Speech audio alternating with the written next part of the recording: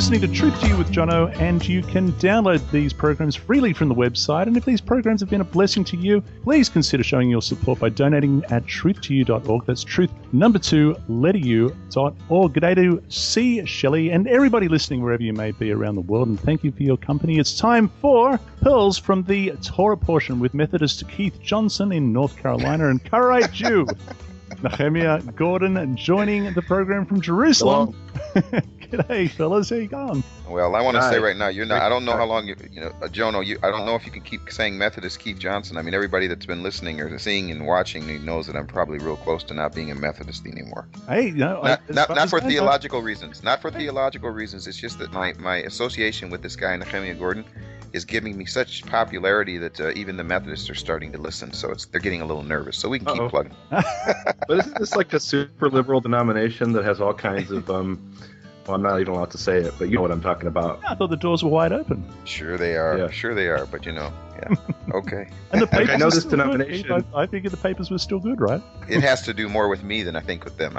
I'm waiting for a really good excuse, and I think we're getting closer. So. Okay. Today we are in former Methodist Keith Johnson. Shemot, Exodus 1 verse 1 to 6 verse 1, and it begins like this. It begins like this, Keith. You ready? Yes. Ve'eleh Shemot b'nei Israel. Now this is, I want to stop. I have to stop already because Keith, I need you to help me understand something here. When I mean, not so many years ago, I thought that the name of the book was Exodus. And then I discovered that this Hebrew book that I've been reading actually has Hebrew names, and that the name is Shemot. But then when I had a bit of a closer look this week, I opened it up, and lo and behold, it begins with a vav. It begins with the word "and," which is kind of interesting. It's an interesting way to start. Well, it's funny that you should bring this up because I thought to myself, I was gonna ask Nehemia as we were about to start, and this is so funny. I said, whenever I've read this book, I've always known it to be the book of Exodus, and it wasn't until we started studying the very Hebrew Bible that we discussed this whole issue of books being named after the first couple of words or the words that the book starts out in the Hebrew text.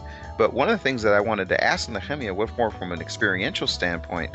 When he grew up and he would hear people talk about Exodus, did he hear it in terms of Exodus? This is the story of the Exodus? Until I studied at the Hebrew University, I had no idea what Exodus was.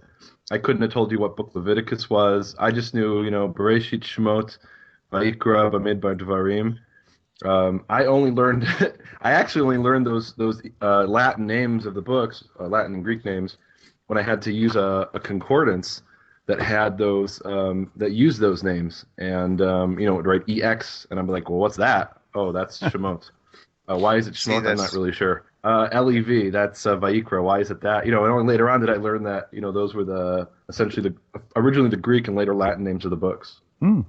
So what I wanted to say, what was so impressive, Jono, to go back to you, was that you're obviously now studying Hebrew and you're reading these books in their original language. Mm. So when you started out learning that first line, did you then make the connection that was the title of the book? Well, it surprised me because I figured it was Shemot was the name of the book. When I opened up my Tanakh, and I believe you and I have the same publication of that, it's Ve'eleh Shemot, which I understand to mean, and these are the names. Is that correct, Nehemia? Right, and that's the original name of the book. Later on, and when I say original, I mean in the earliest Jewish sources it's called Ve'eleh Shemot, and then later on they abbreviated that simply to Shemot. Like, Shemot is the name that I grew up with. Okay.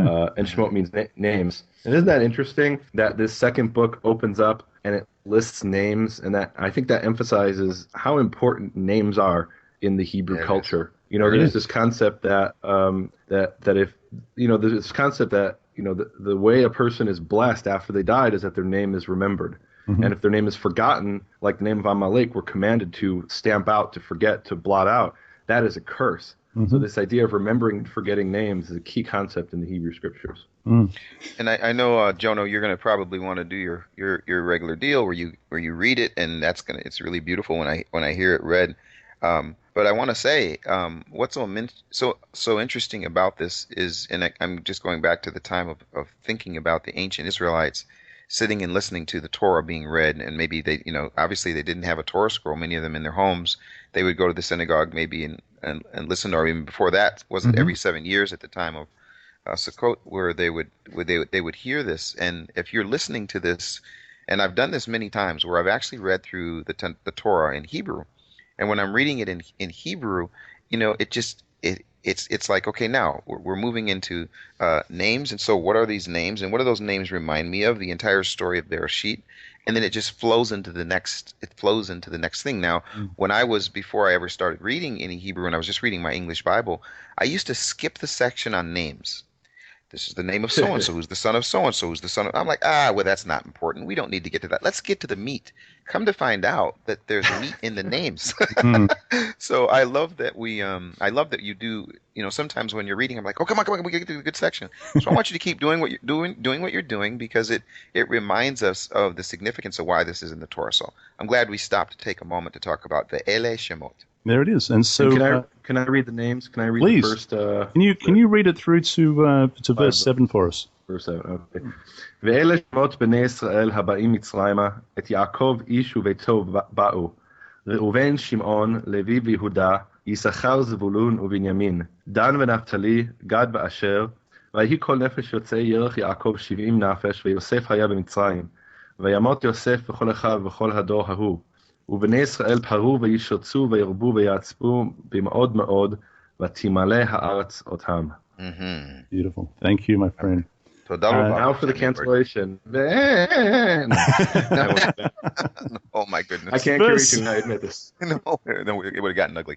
Verse 8, and the first question. Okay. Wait, I want to comment on verse 7. Can I comment on verse 7? Here we are. It says, the children of Israel, paru, is they were fruitful, vayishratzu, and they swarmed. And the word there is the same word that describes like the swarming of bugs or animals, or like herds of animals. This is a word that describes swarming, usually applied to animals. Wow. And I think that amplifies. Normally we'll hear about peru or avu, to be fruitful and multiply. And here it adds the words. It says they were fruitful, they swarmed, and they multiplied. When I think there's some significance in that. Yeah, when I think of, here in Australia, when we think of swarms, we think of locusts, of course, and that really adds visually, because what I have in the English is, but the children of Israel were fruitful and increased abundantly, multiplied and grew exceedingly mighty, and the land was filled with them. But swarmed really adds to that. Yeah, it swarmed, and if you look at it mathematically, and I admit math is not my strong point. But look at it, 70 people were in Egypt in the generation of Joseph, and let's add a few wives that weren't counted. So let's say, let's say it was 100 and something people. And then you have 600,000 males a little bit over 200 years later. That means that they must have been having numerous children. These weren't like nuclear families with, with 3 or 4 children. These were... they must, according to one Jewish tradition, they were having multiple twins, like 4 or 5 children at a time. Sure. Wow. And that's how they explain that, and I don't know that they actually had multiple children at a time, but what definitely must have happened is the death rate of the children, the infant mortality rate must have been, down to near zero. And that's extremely significant, because if you look at really in pre-modern times, up until about 200 years ago, and even today in some third world countries, the infant mortality rate was extremely high. They talk about how the average lifespan was, like 40 years old in ancient times, but that's kind of misleading, because most people didn't live past the age of 5. If you lived into adulthood, then you had a good chance of living to be 60 or 70 years old. That's a good point. And so they must have had a very low infant mortality rate to produce 600,000 males after a couple hundred years. Absolutely. One question I do have, and I know that you stopped on this, Nehemia, so it's a small little Torah pearl. But one of the things that happened when we began to read through the Torah in Hebrew, that these words that you just mentioned, this idea of swarming, when you're reading it in Hebrew, that word jumps off the page. For you, it took enough for you to stop. When I hear that word, I start thinking, okay, this brings me back to somewhere in Genesis, and I don't know where. And so I'm thinking, okay, swarming. And so then I'm thinking about, Genesis 1:20. Yeah. So when I hear Exodus 1:7, I think of Genesis 1:20. That then takes me to Genesis 8, speaking about I think it's animals there again, creeping things, swarming. And it's funny because in the Hebrew Bible, these words, and we see this again with the words Shem, name. This is an example. Many, many, many words where for you, when you hear them, you're like, it's obvious. Look at the connection. It goes to wherever. Well, for the English reader, sometimes those words are translated differently. So when just now we're Right. talking about multiplied or whatever, and we wouldn't see, oh, so again, Genesis 1, Exodus 1, what am I thinking about? I'm thinking about him doing a recreation of these people and preparing to bring them out of Egypt, and they're going to be fruitful and multiply. And so I think of Genesis 1 when I read Exodus 1 for me now. Now, that's only in the last 10 years that I've been dealing with that. But before that, I would have never made the connection. So anyway, we can move on. Okay. Yeah, Thank you for that. stopping. And for me, the association is Leviticus 11, where, for example, in verse 10, it translates it in the King James, all that move in the waters, and it literally is all that swarm in the water. It's talking about all kinds of fish and other sea animals that are forbidden to eat that swarm. And then in verse 20, it says all fowls that creep. And again, that's the same exact word. The word they translate there is creep. Creep is also the word that swarm. And there it actually is talking about locusts and any other kind of what we would call flying bugs. And so it's actually kind of an unusual word to see applied to humans, because it does apply usually to the swarming of animals and bugs and things like that. And then even in Exodus 7:28, it talks about the frogs swarming in the Nile. And there in the English, in the King James, it translates it, bring forth abundantly, and it literally says swarm. And so this is a word that again, is like very unusual for me to see applied to a human. And the fact that it is, that means it's significant. It's emphasizing how... I was just going to say that it's used purposefully to emphasize the point. Yeah. And you can understand how this would be so intimidating to the Egyptians, where they have 70 people, and all of a sudden, a half a dozen generations later, they're dealing with with millions. I mean, that would have seemed to them like the swarming of animals, and that's something that's actually alluded to later in the chapter that we'll get to if we have time. Exactly what we are about to read. Now there arose a king over Egypt who did not know Joseph. Now, how do we? What, he's never heard of Joseph? What? That just seems strange. What do you make of that? When I see that, when it says he did not know Joseph, it may not. Just for me, as I'm reading it, he's not familiar, or the promise, or the covenant, whatever the thing that happened with Joseph. Now you've got all of these people, and if this word that Nehemiah just brought up, we think of it graphically, he's the king, he's looking at this, and he gives his reason. What his concern is, maybe he did know who Joseph was, but what does it matter now when you've got this swarming group of people that you're concerned about in terms of your own survival? I mean, that's as I read it, I think more about that. Okay. So in any case, they certainly weren't mates like the previous Pharaoh was with Joseph. Well, or maybe he literally didn't know who he was. I mean, like if I were to say to you, Jono, what do you know about Rutherford B. Hayes or sure. William McKinley? No I think idea. the average American wouldn't know who that was. And frankly, I think if you ask the average American teenager, what do you know about Richard Nixon, he wouldn't know who that was either. He might vaguely know that he was a president. Heck, you've probably seen these videos where they go and they ask the Americans, to identify a picture. They have a series of pictures, and they can all identify Ronald McDonald, but a lot of them can't identify President Obama. So, well, actually, since you put it that way, Nehemiah, I've seen a lot of videos where people ask the average Joe on the street what the Ten Commandments are, and I guess everyone would say they know the Ten Commandments, but when it comes to actually listing them, you find out they don't really know them. So verse 9, he said to his people, look, the people of the children of Israel are more and mightier than we. Come, let us deal shrewdly with them, lest they multiply, and it happens in the event of war that they also go and join our enemies and fight against us, and go out of the land. Now, this is kind of an interesting thing. Let's deal hard with these guys, because what happens if they leave us? That'd be no good. So let's be mean to them. Therefore, they set up taskmasters over them to afflict them with their burdens, and they built for Pharaoh supply cities, Pithom and Ramses. Okay, so now let me ask this question. Are we to attribute any of the great wonders of Egypt that we see today on tourist map to the Israelites? It actually doesn't say that they built pyramids. It said they were building storehouses or store cities.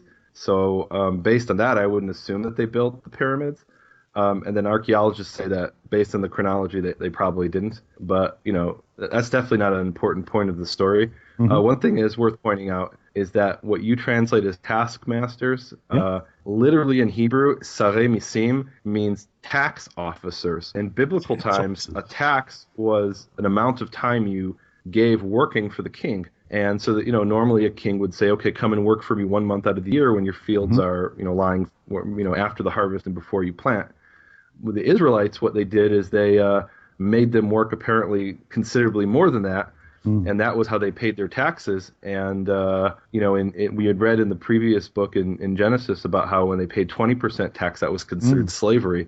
And so this probably was, considerably more than 20%, paying this labor through the as a form of tax.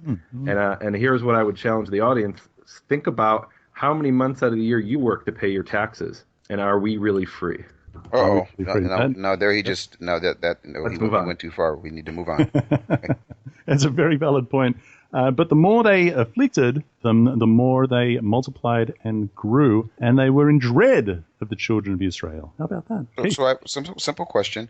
Why is it that the more they afflicted, the more they grew? That's just from a practical standpoint. Why would that Why would that happen? Is there some secret linguistic thing here, or is this a practical matter? I don't know. Honestly, I remember reading recently that whenever there is a war in Israel, the population goes up. I could give an explanation for that, but I won't. Let's move on. Okay, go ahead, Jono. All right. So, okay. And that word, that word dread could also mean despised. Okay. They despised the children of Israel. So the Egyptians made the children of Israel serve with rigor, and they made their lives bitter with hard bondage in mortar, in brick, and in all manner of service in the field. All their service in which they made them serve was with rigor. And then the king of Egypt spoke to the Hebrew midwives. Now, I've got a bright idea, Hebrew midwives, of whom the name of one was, now I've got Shifra, and the other was Puah. Is that correct? Yeah, Shifra and Puah. Okay. And he said, when you do the duties of midwife for the Hebrew women, you see them on the birth stools. If it is a son, you shall kill him. Nice. But if it is a daughter, then she shall live. For the midwives feared God and did not do as the king of Egypt commanded them, but saved the male children alive. So the king of Egypt called for the midwives and said to them, why have you done this thing and saved the male children alive?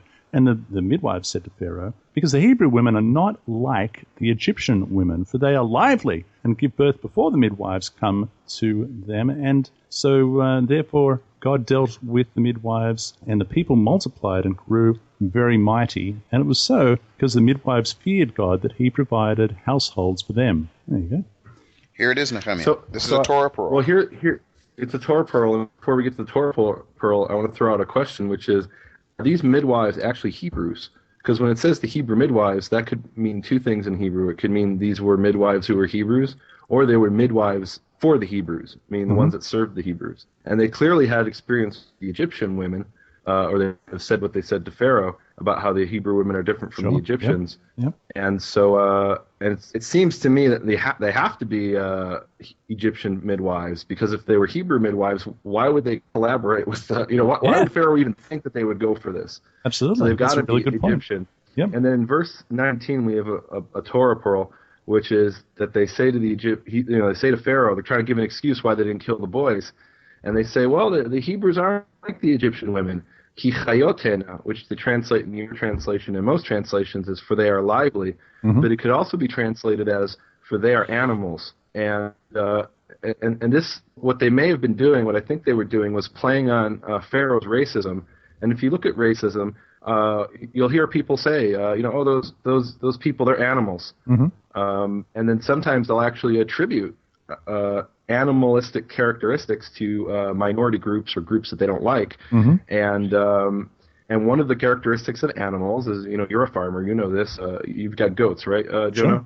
Sure. Well, and I don't actually know about goats, but I know, for example, a deer could be walking around in the field and eating, and all of a sudden she'll, just pop out a baby. Yeah, and it's almost like that. And get up and go walk around again, without any problem. They don't need assistance. And I believe the reason that humans need assistance is that our heads are so big that we need help getting out of the birth canal. But animals don't have that problem. They give birth with easily, relatively speaking. And And so I think the midwives were playing on Pharaoh's racism and saying, yeah, those Hebrew women, they're just a bunch of animals. We get there and they've already given birth. And because he was such a racist and hated the Israelites so much, he bought into it. So they were using his racism against him to give him a viable explanation of why they weren't cooperating with his that makes plan. So much more sense, because in that sense they're in a way complimenting the Egyptian women rather than knocking them. I suppose, saying they're not like the Egyptian women. Sure.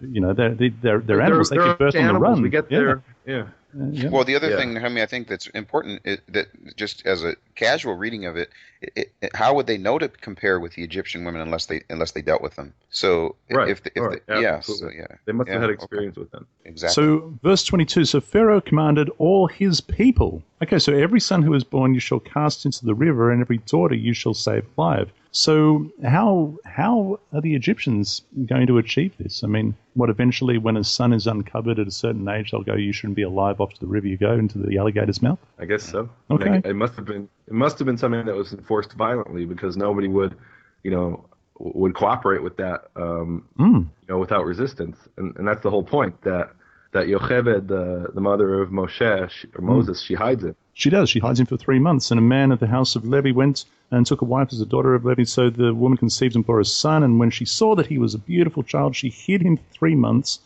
But when she could no longer hide him, so he was getting older, and he was getting louder, and he was getting around probably. I have a question. So Nehemia, you just named Moses' mother, correct? Amen. Where do you get that name? That's in the Bible, chapter 6, verse 20. So but did you see how quickly? So Nehemia quickly said he named Moses' mother. Now, if you ask most people what was Moses' mother's name, many people wouldn't do that. So he just quickly made that mention. But is it not interesting that in Exodus, when we're dealing with this what normally happens, and if I ask this question real quickly, what normally happens when we see an important person born in the Bible? What normally do we see happening? This book is called Shemot. Exactly. So isn't it interesting that in Exodus 2:2, here in this session, the woman conceived, and she bore a son, and when she saw that he was beautiful, she hid him for 3 months. And the thing that we would think is this such an important person that's about to be born, I would expect to see, and the woman conceived and bore a son, and she named his name, but she doesn't name him. And I just think that you guys, it's for me, when I read something like this, I just think, okay, so why didn't she name her son? And of course, now we've got everybody thinking. Did she name her son? It just didn't make Moses. Well, no. Daughter of Pharaoh gave him the name. That's later. That's this say there. This is what I understand. Of course, but he actually has a Hebrew name. But do we know what that is? No. Does he have a Hebrew name? That's the point I'm trying to. I'm at. This is the thing I want to stop for just a second, because here we have this significant event. A woman from the house of Levi went and married a man from the house of Levi went and married a daughter of Levi. The woman conceived and bore a son.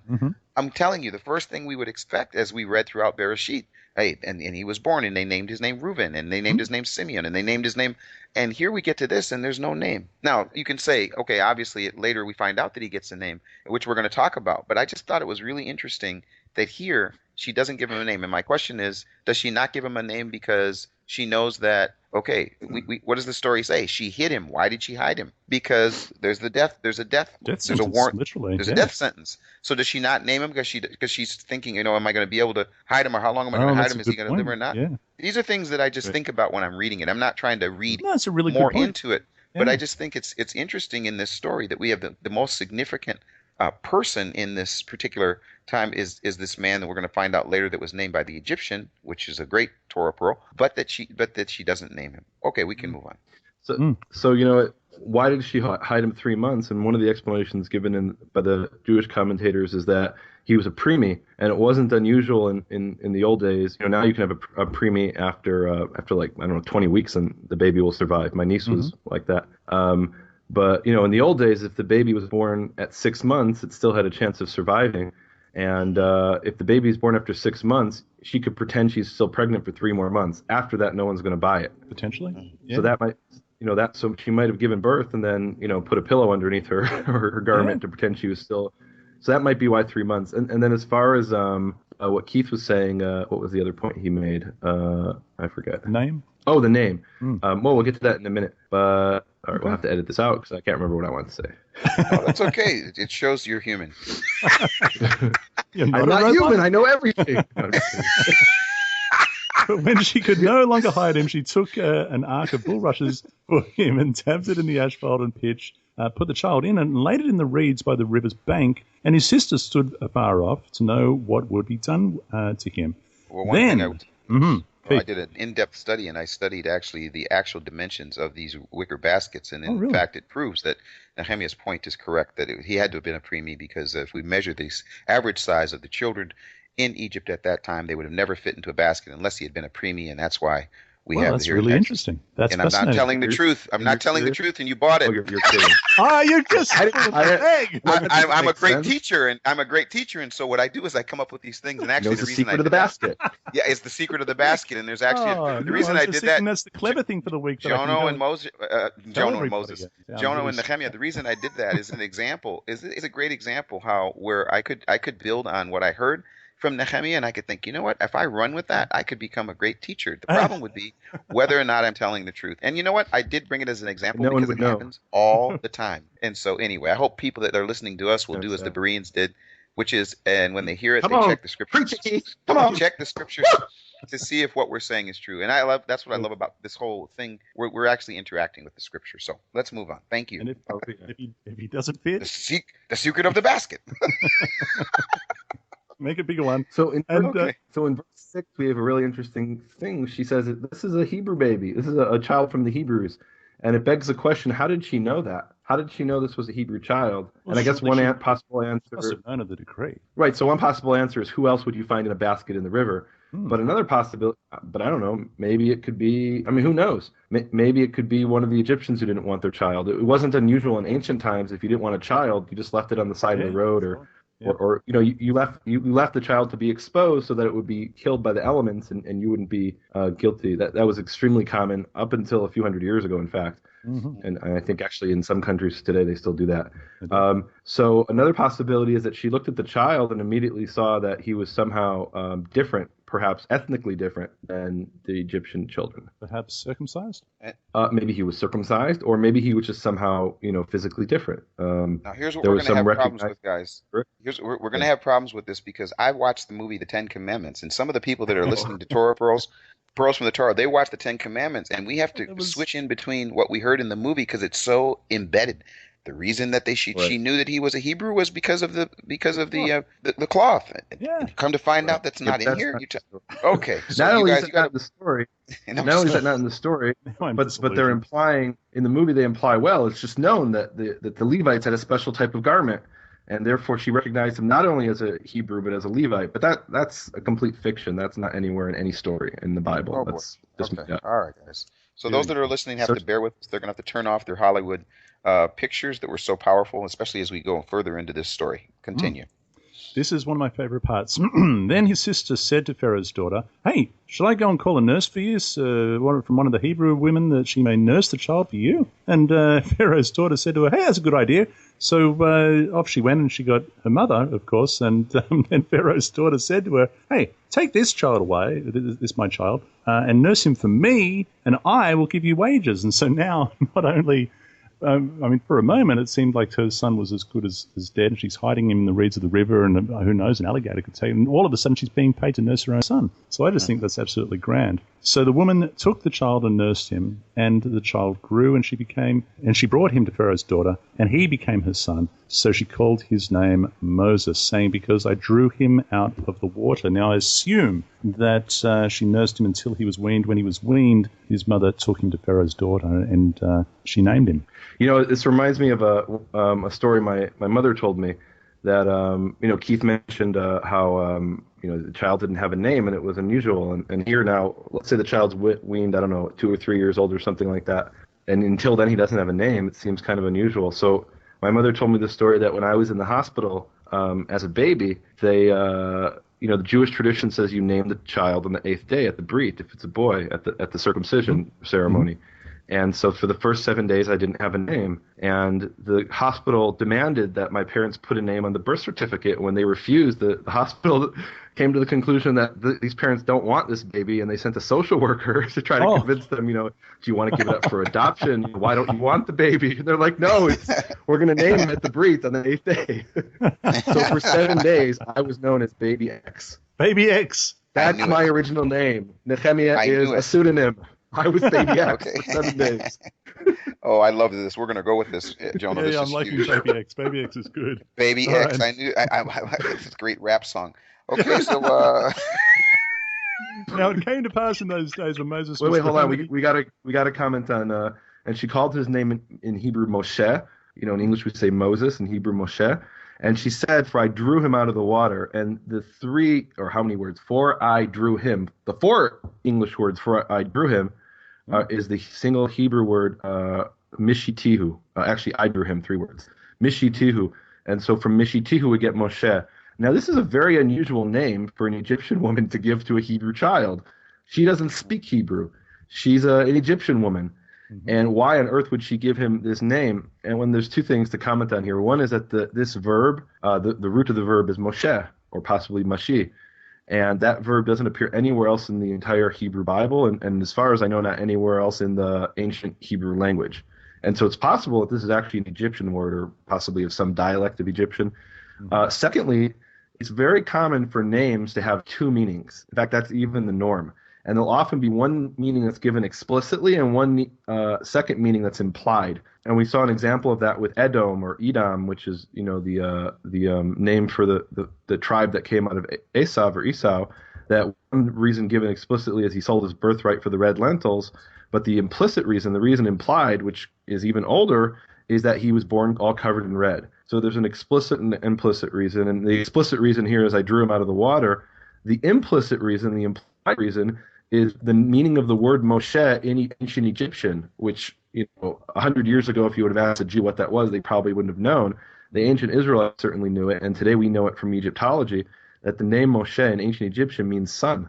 And you actually have several Egyptian rulers whose names incorporate the name Moses in them. For example, Ramses, or is actually Ra Moshe, the son of Ra, Ra being the sun god. You have Thutmoses, or Thutmoses, which is another Egyptian pharaoh who is the son of Thut, who is some Egyptian god.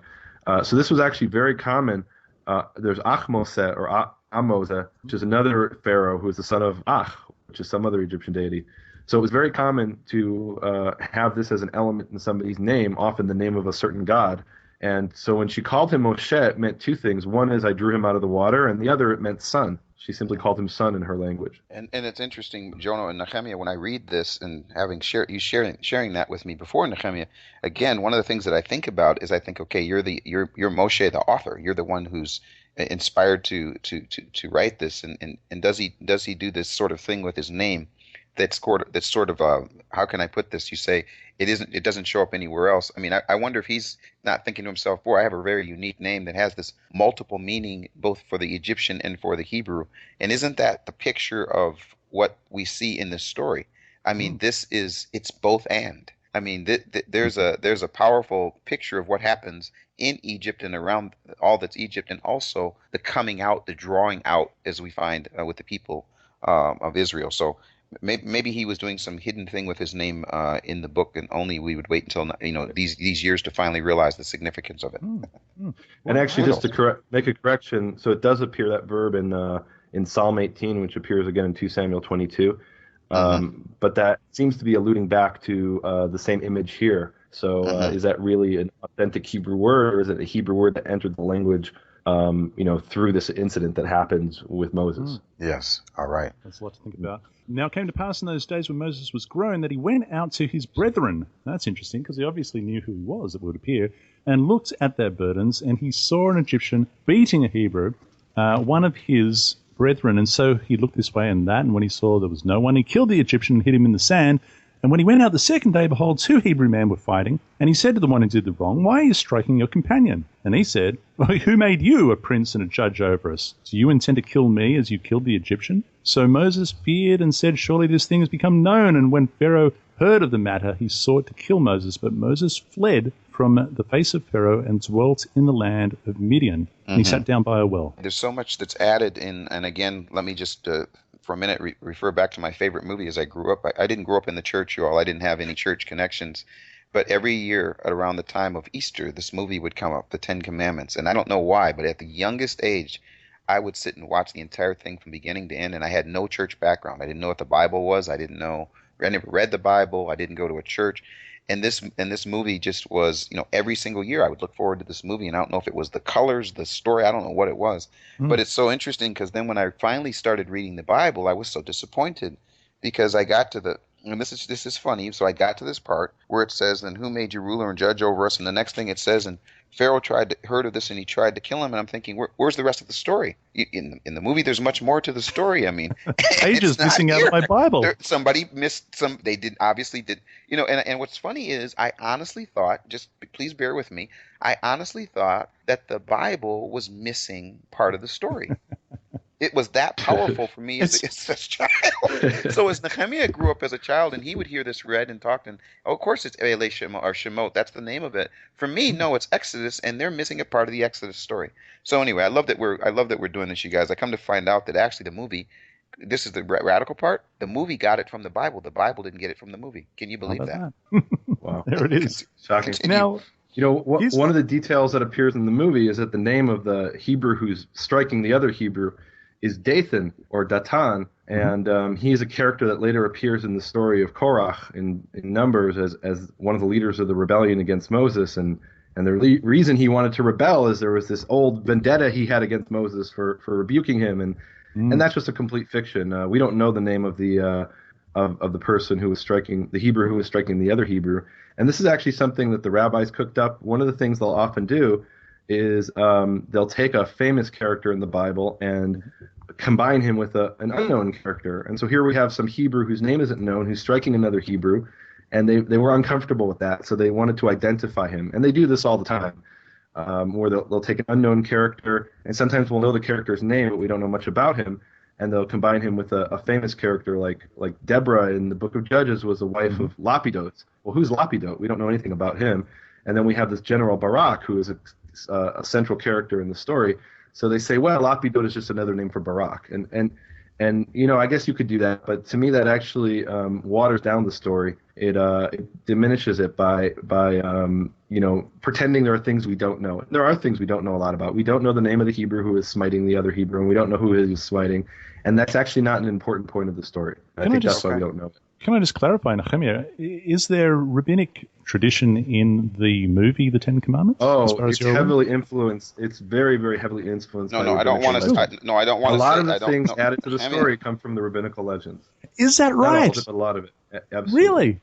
And they actually, in the full version of the movie, which I rented a few years back, they actually say that in the beginning. They say, well, there's some things here that aren't in the Bible, but those were taken from Jewish tradition, from Philo, Josephus, and the rabbis. And really the emphasis is on the rabbis. Oh, wow. It's amazing. Blows my mind. Okay, better keep going. Now, here's another application for the word Cohen. Now, the priest of Midian had 7 daughters, and they came and drew water, and they filled their troughs to water their father's flock. And the shepherds came and drove them away, but Moses stood up and helped them and watered the flock. He helped them? Is that what your translation says? Come on. What does it say in the Hebrew? What did Moses stand up and do? I don't know. He helped them. That's what it says. What do you got? Them. That's what it says. He rescued them. To testify, Keith. What does it say in the Hebrew? Come on. Tell us, Nehemia. You've got it in front of you. Yeah. What does it say in the nearly inspired version, Keith? It says that he got up and he came to their rescue and watered their flock. It says it's by Yoshian from the root Yasha, the same root as the word Yehoshua, Joshua, and other such words. Oh, he delivered them. Yeshua them. Oh, preach, testify. You Yeshua them. Amen. Yeshua them. Amen. Was a Yeshua. There it is. Okay. He saved them. And that's the most common meaning of the name, of the word Yeshua in the Tanakh, is to save somebody from some kind of physical harm. And let's just stop for 1 second, because this is a big mistake that I do see getting made up many, many times. The word that you just used, Yeshua and Yeshua, are two different words. I mean, the name and the actual same root. Yeah, it's the same root, but sometimes people will see that word and and Nehemiah is actually he's actually bringing it to the forefront. But they'll see that word and then they'll say, "Oh, that's the name," not realizing that yes, it is the same root. It has the same meaning, but we're not actually seeing the actual name Yeshua as much as we're seeing the word for salvation or for saving or the root for to save. So to deliver, and yes. And they came to Reuel, their father. Yeah, he said, "How is it that you've come so soon today?" And they said, "An Egyptian. An Egyptian." They identified him as an Egyptian, delivered us from the hand of the shepherds. And he also drew enough water for us and watered the flock. So he said to the daughters, "Where is this man? Why is it that you've left him? Call him that he may eat bread." So Moses was content to live with the man, and he gave Zipporah, his daughter, to Moses, and she bore him a son. And he called his name Gershom, for he said, "I have been a stranger in a foreign land." And so it happened in the process of time that the king of Egypt died, and the children of Israel groaned because of their bondage. And they cried out, and their cry came up to God because of the bondage. God heard their groaning. God remembered his covenant with Abraham, Isaac, and Jacob. And God looked upon the children of Israel. God acknowledged them. He remembered them. He remembered his covenant, and he acknowledged them. The name Gershom is very interesting because it literally means a stranger there. And it's interesting. Where does he mean? Does he mean in the land of Midian, or does he mean in the land of Egypt? Because there would imply it's a place other than where he is currently. And I think when he got to Midian, he realized, I grew up in that land, but I was a foreigner there. I was never a person who was a citizen of the land, and I was treated like a foreigner, even though I was in the house of the king. Now, a little point about Gershom is that he's an interesting character who appears in Judges 18, verse 30. And there we read about how the children of Dan set up an idol in the town of Dan, which is in northern Israel. And it says, and Jonathan, the son of Gershom, the son of Manasseh, he and his sons were priests for the tribe of Dan until the day of the exile of the land. And when it says Manasseh, that's almost the same letters as Moses, Moshe, except it has a nun in it. And that nun is called a hanging nun, which means it's actually written slightly above the line, hanging as if someone came and added in that nun. And it's preserved in the Masoretic text, in the text preserved by the Jewish scribes, as a hanging nun, and it's identified in the scribal notes as a hanging nun, indicating that at some point someone added that nun. And the explanation that we commonly hear, even in the early rabbinical sources, is that originally this was Jonathan, the son of Gershom, the son of Moses, and that a zealous scribe who didn't want the name of Moses sullied by having this evil priest as his grandson came and added the nun to, well, it's not really Moses, it's Manasseh. But apparently, this was really the grandson of Moses, whose claim to authority was that, well, Moses was my grandfather, the one who gave the Torah. And so as a priest at this place of idolatry, if they come and bring him the book that his grandfather wrote, the book of the Torah, and say, well, you're not allowed to worship idols, he'd laugh them off. He'd say, what do you mean? I have a family tradition. My tradition is far more powerful than some book that you brought to me. Oh, boy. And I think there's a warning there. Don't let the line of Moses, even the line of Moses can't override the word of God that Moses wrote down. And we see a similar thing happen with the Nehushtan, the brass snake that was on the pole that people came to worship. And why did they worship it? Because it was traced back to Moses, and that gave it a certain sanctity. And it was considered so sanctified and holy that it overrode the words that Moses actually commanded not to worship an idol. Well, now when we get to that section, we're really going to have to slow down, because I think there's really something powerful about that. Really something powerful about that. Indeed. Okay. Chapter 3. Now Moses was tending the flock of Jethro, his father-in-law, the priest of Midian, and he led the flock to the back of the desert and came to Horeb, the mountain of God, and the angel of the Lord appeared to him in a flame of fire from the midst of a bush. So he looked, and behold, the bush was burning with fire, but the bush was not consumed. Then Moses said, I will now turn aside and see this great sight, why the bush does not burn. So when Jehovah saw that he turned aside to look, God called to him from the midst of the bush and said, Moses, Moses. He said, Here I am. And he said, Do not draw near to this place. Take your sandals off your feet, for the place where you are standing is holy ground. And of course, we remember Joshua before the commander of the armies of the Lord, where similar instructions were given. And moreover, he said, I am the God of your father, the God of Abraham, the God of Isaac, the God of Jacob. And Moses hid his face, for he was afraid to look upon God. And the Lord said, I have surely seen the oppression of my people who are in Egypt, and I have heard their cry because of their taskmasters, for I know their sorrows. So I have come down to deliver them from the hand of the Egyptians, to bring them up out from that land to a good and large land, to a land flowing with milk and honey. I think this is the first time that we read that description of a land flowing with milk and honey, to the place of the Canaanites and the Hittites and the Amorites, the Perizzites, the Hivites and the Jebusites. Now therefore, behold, the cry of the children of Israel come to me, and I have also seen the oppression with which the Egyptians oppress them. Now come now therefore, and I will send you to Pharaoh, that you may bring my people, the children of Israel, out of Egypt. But Moses said to God... Wait, just one sec, Jono. And I know I just want two very small things. I don't want to go into great depth, but when I read this and hear about this bush, there's really something interesting I just want to bring. We've actually seen this bush. We've actually seen the burning bush, Nehemia and I together. Okay. At the beginning of this year, we went to a place at the very base of the traditional site of Mount Sinai, and there they have, in this traditional place, the actual burning bush itself. The actual burning? Yes, was it burning?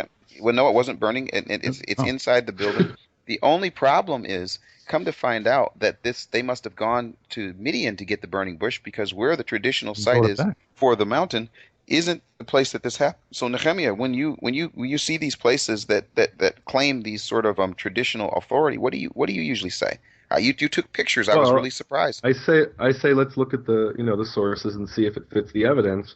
And in the case of the traditional Mount Sinai, which is in the Sinai Peninsula in Egypt, it actually doesn't fit the evidence. The evidence is that it has to be somewhere in what today is Saudi Arabia, northwestern Saudi Arabia, somewhere near the land of Midian, right? Because he's in verse 1, he's shepherding his sheep, and I think it would probably take a couple of weeks to get from the actual, because to this day there's an area of Saudi Arabia called Midian, and I think it would take a couple of weeks to get from Midian to the traditional Mount Sinai, if you have a bunch of sheep with you, right? They're not walking 10 miles a day, right? Or even if they are, it'll take a while.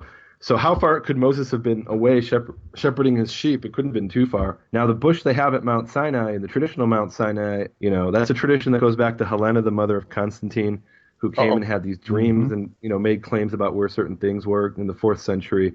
Interestingly enough, though, they actually say that bush has been transplanted from another location.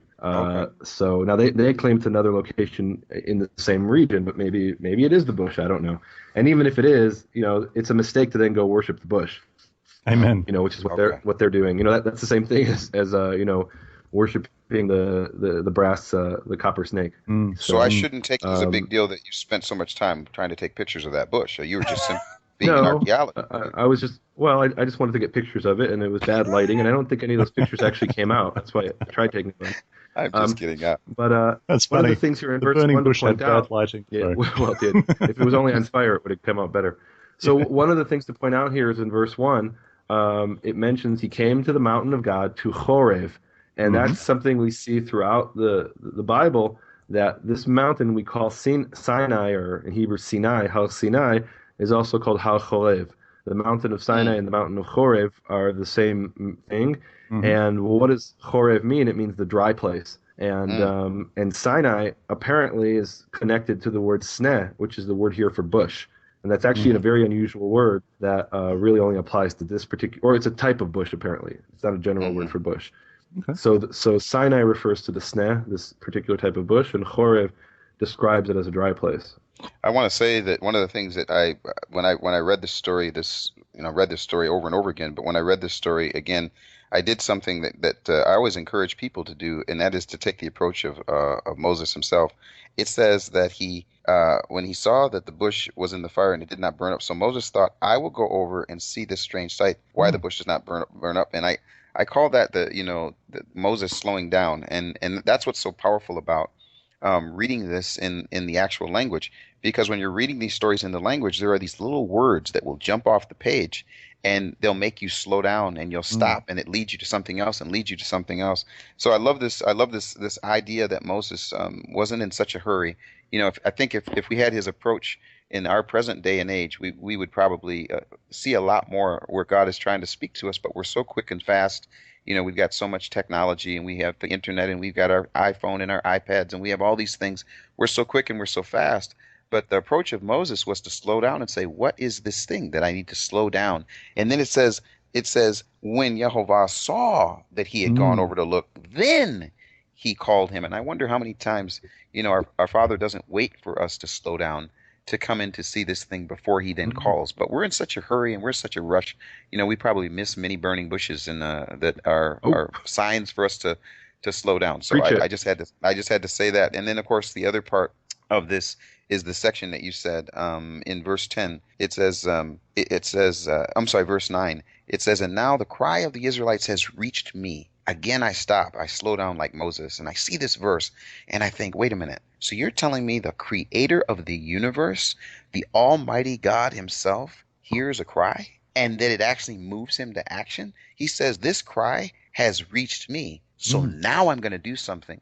And I again, when I read this story, before we get to the most exciting part for me, these are all things that are sort of leading up to it, that make me again want to slow down and read them and see them. And we can't do justice because I even one of the things that Shemi and I have done over time is we've studied different sections in depth, and at different times we've been able to bring some of that forward. We can't do that really here on the radio, but it's amazing. It's amazing when you slow down, even with the tools that we have in interacting with the English Bible, the things that if you were to slow down and read this chapter, just line by line, word by word, you'd be surprised how many powerful pearls there are in it. So I just wanted to give that little push to the people. And actually, this is going to be it's going to be a transition to prayer. I'm going to say this because what we do when we slow down and we see and we ask for this prayer, we say, okay, Father, can you open our eyes like you opened Moses' eyes to see the bush and ask the questions? So Nehemia, you got to do our traditional. I don't want this to become something overwhelming, but I want you to pray the prayer that our eyes would be open, because this section that we're going to go to is going to literally make us have to slow down and do a radical thing, and that's to take our shoes off, because the place we're standing is holy. So if you could go ahead and pray that prayer. Okay, go ahead. What really got here is what you pointed out in verse 7, something I've read more times than I can count and kind of glossed over, and you're really right here. There's a powerful statement here. He says, and Yehovah said, I've surely seen the affliction of my people in Egypt. And it says, Ve'atzakatam shamati, and their cry I have heard. And the word there is shamati, from the same root as shema, listen, to hear. I have shma'd their cry.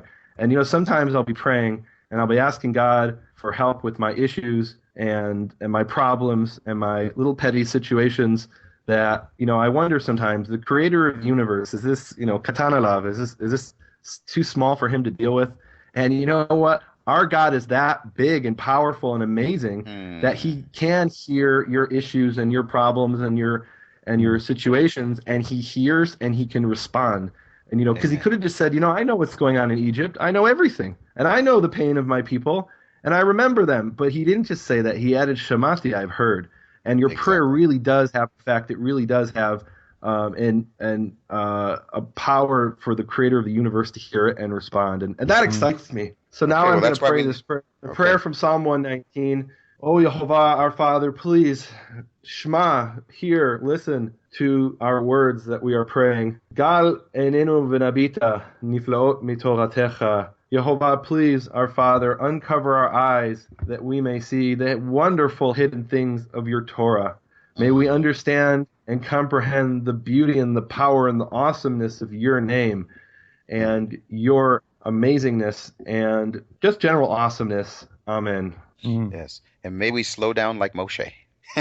Moses. May we slow down like Moses, so that he hears. Amen. So Jono, do your thing, because we're getting to the part where it's going to make me shout. Okay, yeah, I mean, you've been to Australia before. You've been to Sydney, right? And you've been to the you were here as the chaplain to the Olympic team. Is that correct? Yeah, actually, I came there to deal with the athletes in the village. I wasn't serving officially as a chaplain then. I served in 1996, but in 2000 we had some of the athletes that we had worked with that were on the American basketball team. So I went and spoke to them and got a chance to interact with some other athletes. So I was there. Yeah. I just want to know. I mean, I know you're not a stranger to speaking, before maybe 1,000 or 2,000 people or whatever. But I went to the Olympics, and it was huge in Sydney. And I mean, how would you have reacted if someone had come up to you and said, "We'd like you to give a message this Sunday morning to everybody at the Olympics"? Are you kidding me? I'd get excited. I love speaking in front of people. Now, it's your kind of thing. It's your kind of thing, right? It's my thing. But here in verse 11, we see this is the beginning of Moses going, "You've got to be kidding me." Exactly. Because it's people's greatest fear, isn't it, to speak in public situations. In fact, statistics would suggest that people would rather die than to speak publicly.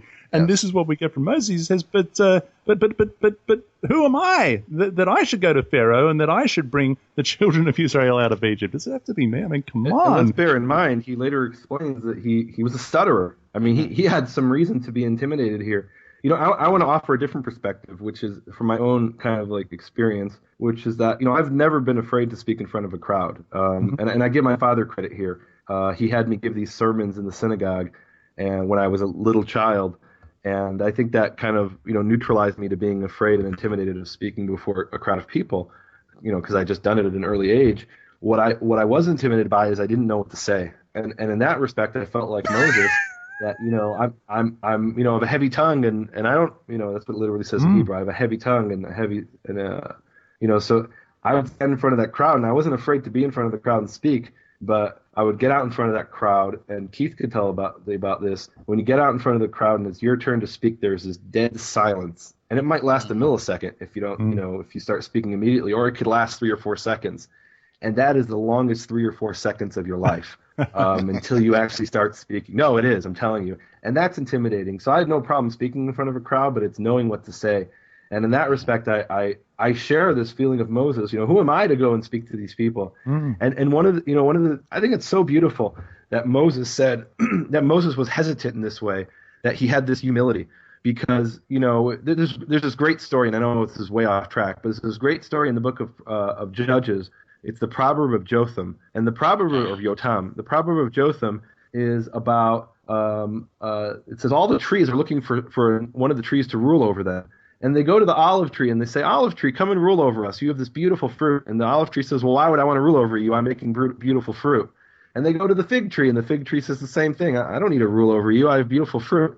And then they go to the atad, which is this little puny bush that it depends on how you identify it, but apparently either it doesn't produce fruit at all, or it produces fruit that are so measly and pathetic that you can't really even eat them.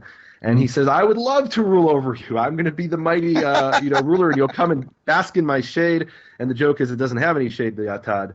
And what we see there is that the people who are worthy of being the leader are the ones who are humble enough to not want to be the leaders. The ones who are eager to be leaders, those are the ones you need to be careful about. Those are the ones you need. I mean, Moses is our quintessential shepherd, and he's the one who is saying, "I don't want to be the shepherd. I've got my sheep, meh. I don't want to actually be a shepherd of people." And that's the one that God chooses, because it's the very hesitancy to be the shepherd over people that makes him worthy to be. Amen. Amen. Amen. Now, this next verse, Keith, I just want to switch to you for a second and then sort of jump off out of here. The next verse 13, and Moses said to God, this is his second objection. He says, "Indeed, when I come to the children of Israel and say to them, the God of your fathers has sent me to you," and they say, "Well, what is his name? What will I say to him? I don't even know your name." I mean, now, isn't it true? I mean, you've written this book, and there's so many people don't know his name, and they don't even know that he has a name.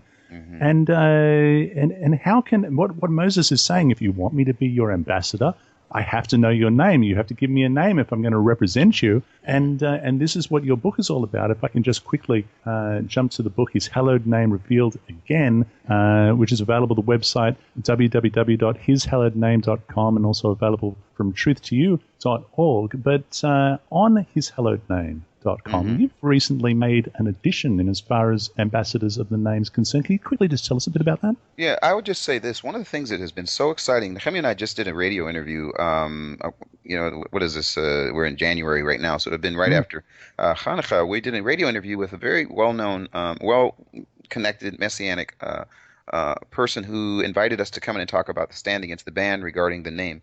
And I'm always amazed that even with those that are really involved in ministry and involved in these sort of things, that when we start talking about some of the information that we provide, that people are literally in shock. For example, as we're doing the radio interview, one of the people, the producers of the show, says, based on Exodus 3:14, she says, "No, God's name is I am. That's His name. That's His name, and that's all. That I'm sticking with it, and I don't want to hear anything else." Well, one of the things that we've done as a result of this conversations is give people this information for themselves.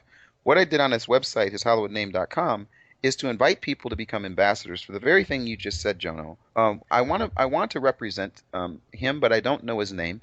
How do I understand his name? Well, you give them the information so that they then can go out and say, this is the name of the creator of the universe based on what he said in what we're going to talk about here in just a second.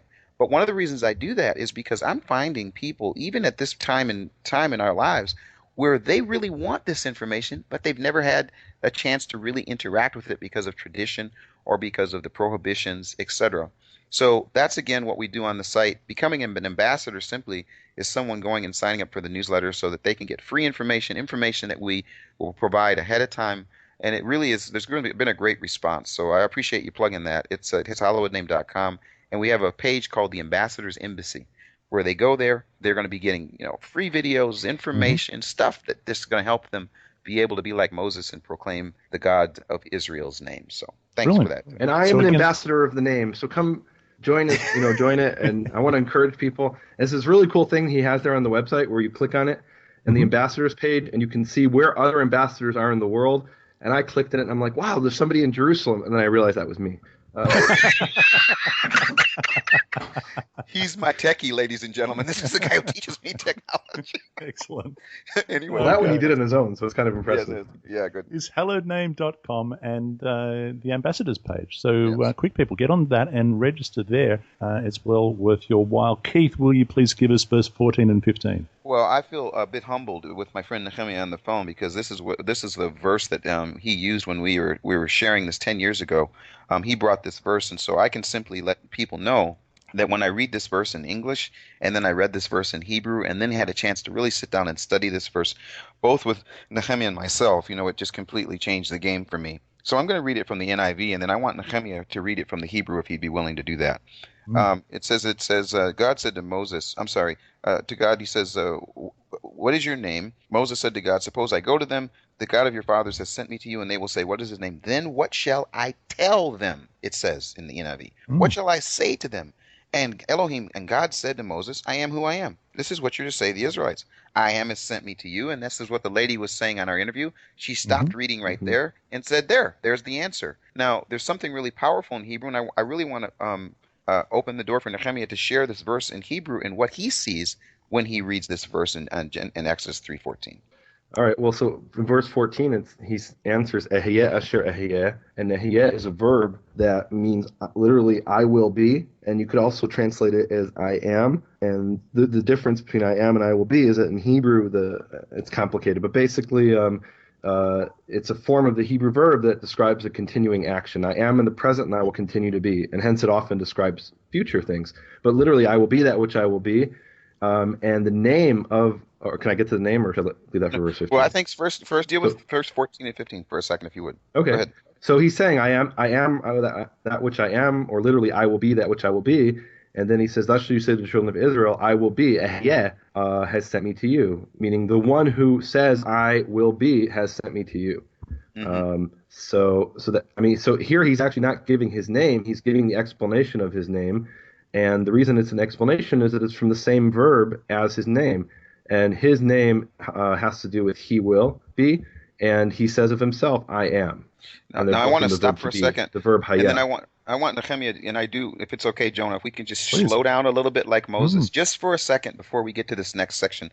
And Nehemia, I do want you to introduce the actual name that he goes to, but I want to stop for a second because when I read this in verse 12, there is a foreshadowing, and in my tradition, foreshadowing is very powerful. The foreshadowing is you see this hint of something that's coming. You see this hint of something that's coming.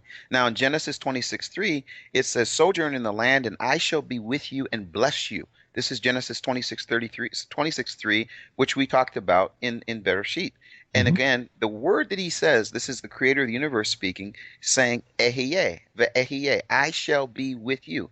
Then in Genesis 31:3, Yehovah said unto Jacob, "Return to the land of your fathers and to your relatives, and I shall be with you." Now, no one stops at Genesis 31:3 and says, this is God's name, Ehyeh. But if we're reading toward Exodus 3, it says Ehyeh. Exodus 3:12, before we get to 3:14, foreshadowing. Certainly, Vayomer ki Ehyeh, I will be with you. God is preparing. I mean, you all, when I read this now, just bear with me. As I read this, I see this, there's this foreshadowing, Ehyeh. Ehyeh. Two times before we get to Exodus, he says these exact words, Ehyeh, in the exact same form. Now, finally, in Exodus 3:12, he says, "Okay, Moses, don't worry, Ehyeh." And Moses says, "Well, what name should I say?" And he says, Ehyeh asher Ehyeh, I am who I am. This is what I have done in the past. I will be. And then the Moneyball verse comes, and I must have Nehemiah give the Moneyball verse and explain it, because there's a building up to Exodus 3:14, even back in Bereshit. He's beginning to reveal the fact that he is Ehyeh, I will be with you. I am going to be with you. Then we get to the issue that causes so much controversy, and who better to put this on than Nehemiah? No, I'm going to let you do that one. But can you quickly explain, Keith, what Moneyball means? Because I think a lot of people I'm sorry. Hear that Folks, expression and they're like, well, this isn't about money. This is about the name. No, this is I'm sorry, ladies. Yeah, the Moneyball. So in over in the United States, you probably don't do this in Israel or in Australia, but there's some folks that do the lottery, and the lottery is that there'll be, they have these balls that are rolling around, and one of the balls is a colored ball, and if you have the numbers and you get this colored ball with that number and you put it on there, you win the entire jackpot. So when I use the word the money ball, it's the most important, if I can say, aspect. It's the main thing. And so for us, Exodus 3:14 becomes the money ball, and I would go so far as to say, regarding the revelation of who God is when we get to Exodus 3:14. So that's why I use those terms and So you want me to read 14 and 15 or just 15? Exactly, 14 and 15, please. Okay, so 14. ויאמר אלוהים אל משה, אהיה אשר אהיה, ויאמר כה תאמר לבני ישראל, אהיה שלחני עליכם. Verse 15. ויאמר עוד אלוהים אל משה, כה תאמר אל בני ישראל. Now I'll let you say the name, Keith. You have a whole book about it. What is the name? B'vakasha, please. Okay, so the name Yehovah is what we would see there. Yehovah Elohei, so he says, Ko tomar b'nei Israel, Yehovah Elohei avotechem, Elohei Avraham, Elohei Yitzchak, Elohei Yaakov, shlachani alechem, ze shmi leolam, v'ze zichri ledor vador. And so, Nehemiah, when you're reading that, and just as you're reading it in Hebrew, what does it say in your mind? What's the connection between Ehyeh, Asher Ehyeh, and Yehovah? When you're reading it in Hebrew, what? It's obvious. It's obvious. Ehyeh is the verb. Oh, just a second, Jono. There it is. It's obvious. There he is. It's obvious, but so for us NIV readers, it's not obvious. So what are you talking about? Okay, so and this is, I think, the disservice that the English translation has done, and this is why the lady was confused the other day. And I've seen this. They actually do this in the movie The Ten Commandments. They bring verse 14, and then it cuts to a black screen.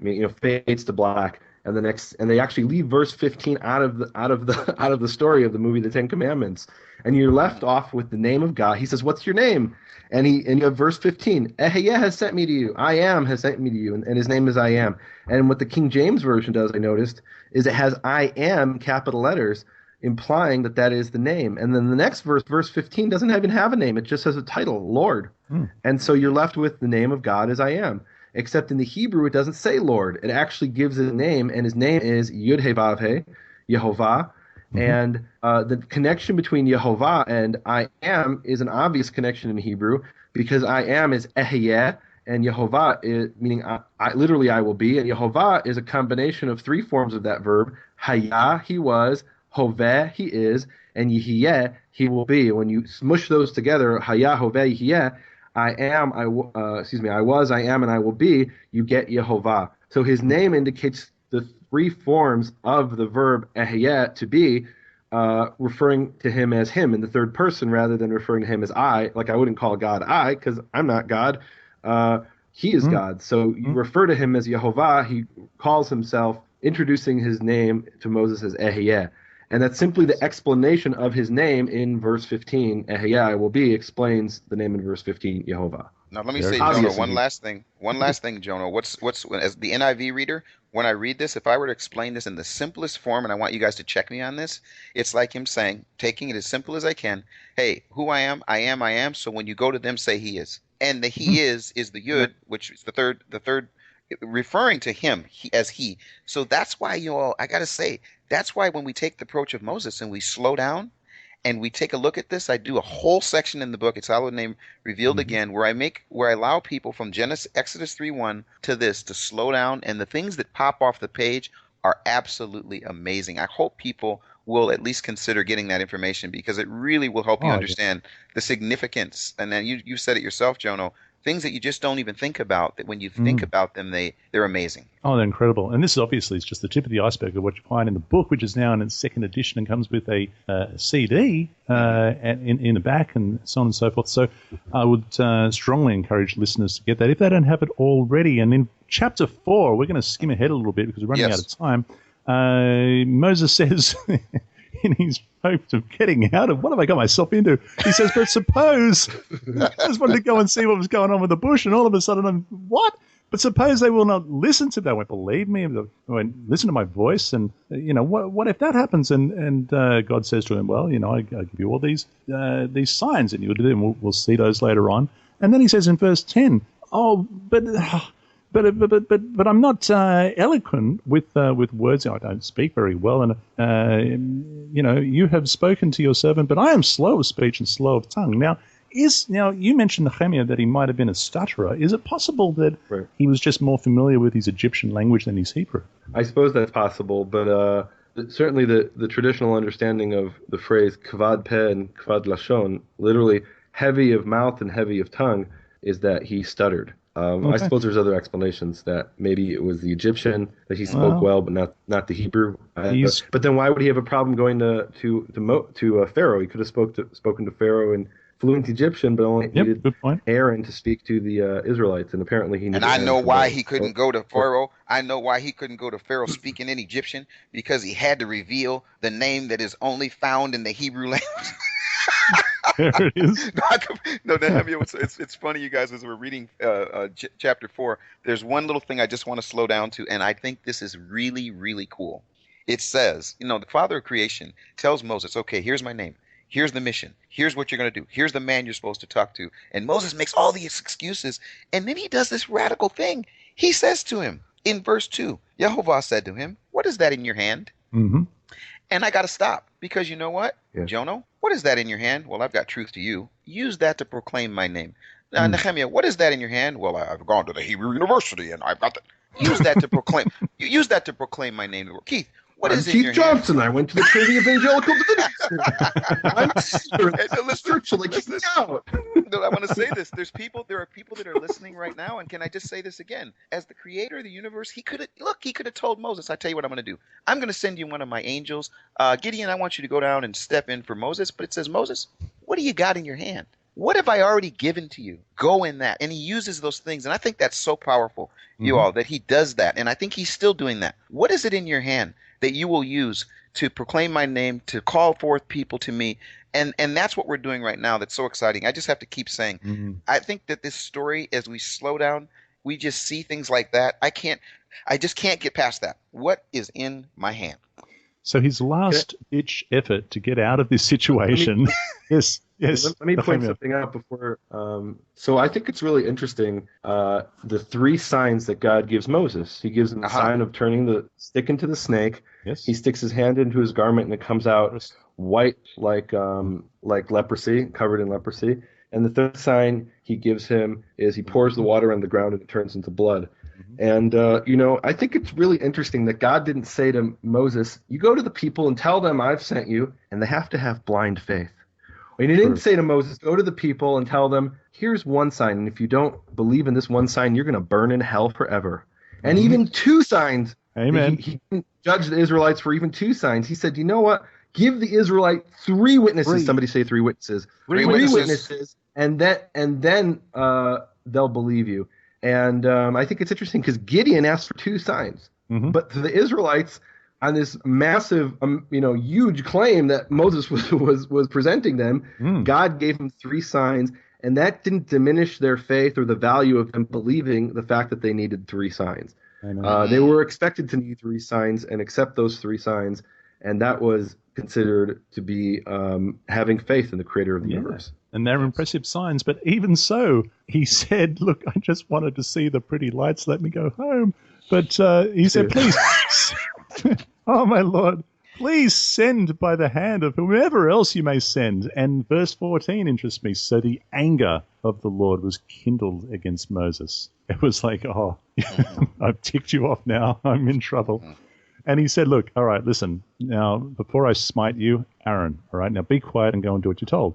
And so we read ahead, and he meets up with Aaron. And but on his way, now I just want to slow down. Can I ask you to read verse 16 before you get to that? Oh no, this is the Torah Pearl. I was hoping you were going to get to this. This is okay. This. Here it is. So he shall be your spokesman to the people, and he himself shall be as a mouth for you, and you shall be to him as a god. Now, what does that Can I mean? give the NIV? Can I give an NIV? Please read the NIV. He will speak to the people for you, and it will be as if he were your mouth, and this is a setup, and as if you were God to him.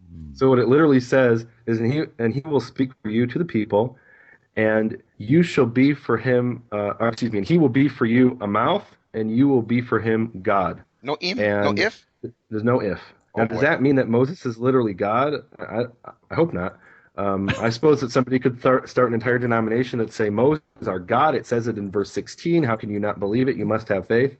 But I think what it means is simply that Aaron will function as a prophet functions. That is, God speaks to the prophet, and the prophet speaks the word of God.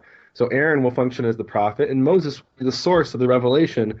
And in that sense, he'll be God. Not that Moses is literally God. And so in the same way that angels are referred to as God, or speaking on behalf of God, speaking as God, if you like. Absolutely. And we actually saw that in Genesis 3, or excuse me, Exodus 3 earlier in the chapter. Well, we see it here in the burning bush, right? We see it in the burning bush. Right, in the burning bush. We can talk about it because I guess we talked about it in a previous episode. But yeah, it starts off saying it was the angel of Jehovah that appeared to him, and then afterwards it repeatedly refers to that angel as Jehovah. Not that the angel himself is Jehovah, but he's speaking Jehovah's word. And the same thing with Moses. Moses is speaking Jehovah's word. And for all intents and purposes, when we're hearing Moses, we're hearing the words of Jehovah himself. And in that sense, he's God. Not that he's literally God, heaven forbid, but that he's speaking God's word to through Aaron, who is his prophet, that is his mouthpiece. And I think it's interesting that the word here for God is in Hebrew Elohim, because I know some people will read all kinds of theological importance into the fact that Elohim is plural.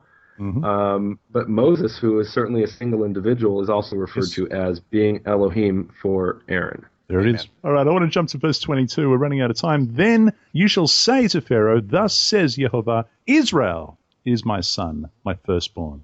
So I say to you, let my son go, that he may serve me. But if you refuse to let him go, indeed, I will kill your son, your firstborn. Israel is my son, my firstborn. Amen. Okay.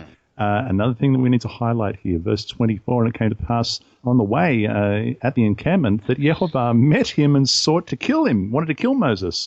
Then Zipporah took a sharp stone and cut off the foreskin of her son and cast it at Moses' feet and said, surely you are a husband of blood to me. So he let him go. God let him go. And then she said, you are a husband of blood because of the circumcision. Interesting that his son was not yet circumcised. It would suggest that Moses is. It would also maybe suggest that the priest of Midian, the Midianites, didn't circumcise. Would that be fair, Nehemia? Well, that's logical. That if if he had been in Midian, presumably, and that was their practice, presumably he would have circumcised the boy. But yeah, this whole story is mysterious.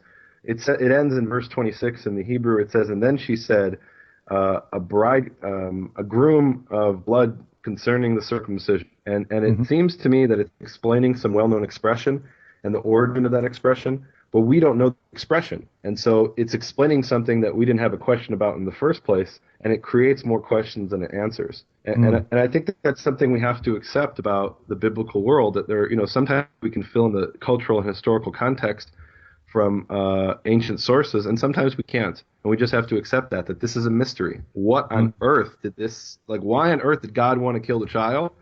And how did she know that had anything to do with circumcision? The circumcision. Maybe So God wanted to kill the child because he was so hesitant to accept the mission, or for some other reason.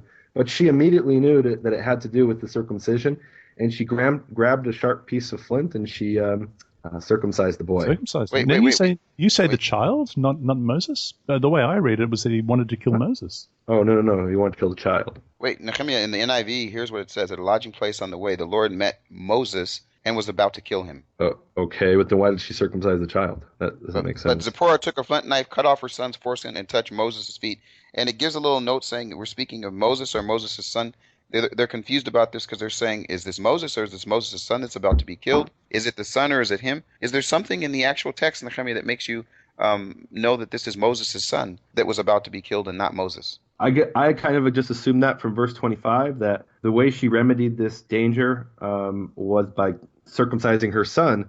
And if God had actually been trying to kill Moses, then she would have probably done something with Moses. But you're right, we don't really know. The whole story is a mystery. I do think it's interesting in verse 23, we have this juxtaposition of it ends, behold, I will kill your son, your firstborn. Mm-hmm. And then what's the immediate thing that happens after that? God comes to kill Moses' firstborn son. And that's the Torah. And that's remedied through circumcision. And there's the connection. There's the connection between those verses. And doesn't it add, if anything, I mean, obviously there's a lot in the background of this story that we just don't have details of, but it obviously adds gravity to the covenant of circumcision. So moving on from there. Now, chapter 5, really what chapter 5 is the first encounter with Pharaoh, and it results in, it doesn't go that well, does it? And it kind of results, well, it doesn't kind of, it results in Pharaoh saying, I'll tell you what, I got an idea. When all you guys are making bricks, you can go get your own straw. How's that? How about that? You got to keep making the same amount of bricks, but go get your own straw, and be sure to blame Moses for that one.